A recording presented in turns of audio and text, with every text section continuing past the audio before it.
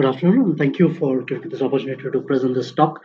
So I'll be presenting on behalf of my PhD students, Uzma and Bhuvan. So the title of the talk is a low power readout mechanism with improved low light performance in CMOS sensors. And to explain this topic, I just have a small cartoon. I'll just come to that and then explain you the topic briefly. The outline of this talk is that I'll just give you an introduction of motivation to as to why we need low power and what are you trying to propose to get low power images, some simulation results and conclusion. So this is more of it's a theoretical paper. This is more of a concept level paper, nothing to show in measurement level, but I will show in theory as to how the power reduction can be obtained. This is a very generic slide which shows of an image sensor. So you see that these are pixels with some vertical and horizontal decoders. So the working principle is the following: that you have this photodiode over here. When light is integrated on the photodiode, it generates electron hole pairs, and these electrons are then transferred to the floating diffusion node in the property. And the floating diffusion node, these charges are getting converted into a voltage, which are read to this buffered into the common bus when this SU subscript is on. So each of these column data converters is trying to convert the analog column bus signal into digital signal, and the power consumption of these column converters are insufficient. You see that the number of data converters that are used in this array will exponentially scale with increasing the resolution. As a resolution of the number of increases, these data converters will also increase, and the power consumption of these data converters will be drastically increase, increasing the total power consumption of the sensor.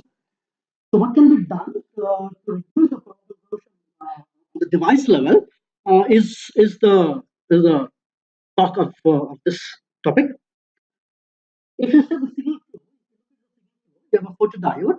This photodiode signal is being converted into charge, and then this charge is getting converted into a voltage. At the PPD node, photons create the charge electron hole pairs, and this electrons are then getting converted at the floating diffusion node to a voltage, which is then kind of read by the ADC. Now, over this entire signal chain, it is assumed that the number of electrons generated over here is linear with respect to the number of photons being incident. For example, if there are 10 photons being incident, it generates 10 electron pairs. So as you increase the number of photons to, let's say, 100, then the number of electron hole pair generated will be 100. So that's the basic assumption here, that the number of electron hole pair generated is linear with respect to the number of photons being incident, and therefore the data converter quantization step size is also kind of pretty linear. It is kind of right.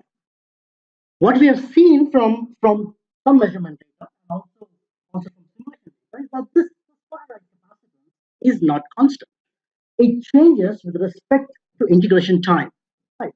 And this is our paper at transaction of electron devices, where we showed that at, at very low illumination level, the capacitance, the photodiode capacitance, is more of a depletion model. It's kind of a depletion capacitance, which is pretty constant with respect to illumination. However, at very, very high light, when the incident light is very, very high, or very high illumination, you see that this capacitance has another variable component, which is the C bar component, and this variable component actually increases the PPD capacitance drastically. So the capacitance is not constant over the entire illumination range, and this capacitance, nonlinear capacitance, tells us that the number of electron volts generated with respect to the incident light is also not constant. It's not kind of a nonlinear change. However, now if the capacitance is nonlinear and the number of electric charges that is being generated is nonlinear at high illumination, then the point to have a constant voltage over here, a constant quantization step size over here. So if you have a very fixed quantization, then as we want to improve the resolution is the quantization step size, and the ADC noise must be lower or at least equal to the step size or quantization noise, and that is more of power hungry. So you want to improve the resolution, you have to lower the ADC noise, and that is a power-hungry process. So now we see that from this study, we see that the voltage level will not be the same. The potential level will not be the same. It can actually be made a function of the number of photons that are the incident, the number of electron holes that are incident. Right. Just to compare with a conventional, this is another variable capacitance. Please read the transition return device paper to have more information about this. Uh, in terms of the sensitivity, if you see that the number of electron output generated, if you take a linear increase, the linear increase will look like this, but what we actually observe is the nonlinear characteristic in the number of electrons that has been generated with increasing integration time.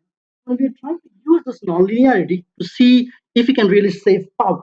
This is the conventional conversion process, a conventional signal chain that is followed by almost everybody. That at the you have kind of linear increase in the number of charges, and therefore you have a fixed conversion gain. And this fixed conversion gain, when it goes to the ADC, is quantified with fixed conversion. However, now we know that this is not true. The number of electron voltage generated is nonlinear. And therefore, if you have the constant size, you have kind of a nonlinear characteristics at the input of the ADC. And therefore, you can actually play around with the quantization levels. Now, how do you play around? You can see that instead of fixing the voltage as a quantization level, if you fix the number of charges to define the quantization level, then you see that at very low illumination, the number of charges will be very low, and therefore your quantization step size will be very high. Whereas at very high illumination, the number of charges will be very high, and therefore your quantization step size will be very, very low. However, at very high end, the lower quantization step size is not a concern because the photon shot noise dominates at higher illumination. It's not the quantization noise. So the lower quantization noise does not actually affect the performance of the ADC at that point. So with this idea that instead of using the voltage step size, let's use the charge based step size.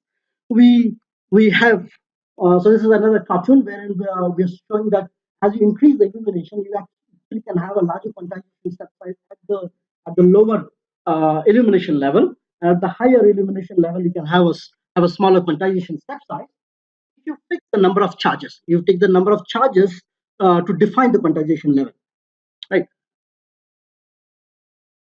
This cartoon shows that as you increase the code corresponds to the increase in the illumination, then the voltage change, if you fix delta Q, then the voltage change at the PPT or at the FP does not change much with the change in the capacitance.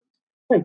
So the nonlinear characteristic that is at the input of the ADC doesn't matter because the voltage is pretty much remaining, the delta change in the voltage is pretty much remaining fixed if you fix the charges to define the quantization level. And this is some calculations that we performed. The point basically means that the quantization step size is 1.1. Then you see that if you have one quantization step, then the noise power X is 0.5, and therefore your SNR bits will be, let's say, 9.5 if you take 10 bits. However, if you increase the quantization step size to 1.1x, then your quantization noise is 0.505, right? And therefore the SNR bits is going to become lower. This helps us in kind of power using. You see that with respect to the conventional, let's say 1x, if we increase our quantization step size to 0.1x, then we have around 6% reduction in power. And while if we increase the quantization step size to 1.5x, the amount of power reduction that you have is around 20%, which is kind of considerable if you take the column parallel ADCs. So in simple, I told you that this is more of a theoretical or a concept level paper. What we are proposing over here is that when you take a column ADC, do not take the voltage step size to define the quantization level. Rather, if you take that number of charges to define the quantization level and then perform the conversion for a let's say resolution of 10, you will have around 20% saving in power if you increase the quantization by 1.1. So we are now currently validating this in the experiment, and we see indeed reduction in the power as we play around with the quantization specified in low illumination and high illumination regime. In conclusion, what we are proposing is a charge-based readout to compensate the impact of nonlinearity arising in the PCB. So basically, you have a nonlinearity at the PCB, around the nonlinearity and these two nonlinearities kind of cancel each other. And these nonlinearities also help you in kind of reduction of the power. The charge-based readout allows higher resolution ADCs. So higher resolution ADCs need lower quantization. However, we see that if you use a nonlinearity present in the capacitance, you don't actually have to reduce the quantization size, or you don't actually have to reduce the noise of the ADC. Noise of the ADC can still be larger, and therefore you can obtain high resolution ADC and conventional ADCs. The proposed method increases the maximum acceptable noise of the ADC to around 1.4 times, while I'll giving you around 20% reduction in ADC power as conventional ADC. So I think I'm done. These are the references for the nonlinearity of the photodiode capacitor.